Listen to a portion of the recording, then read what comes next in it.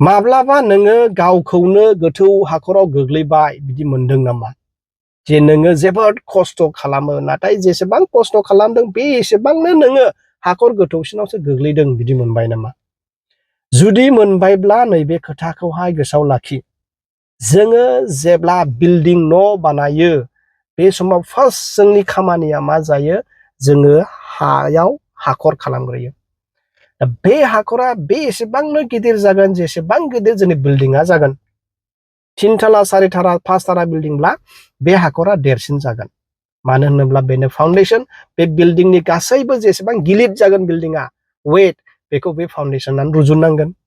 बेनि थाखाय बेखौ देरसिननिफ्राय देरसिन खालामनांगौ।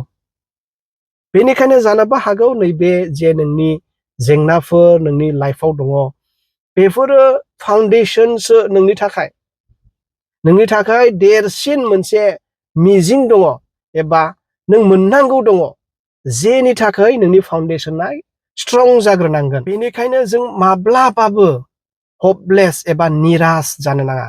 जोङो जोंनि खामानिनि सायावहाय बिसास थानांगौ जे आं मोजांखौनो खालामदों ओमफ्राय सानसेब्लाबो आङो बिनि मोजां फिथाइखौ मोनजागोन।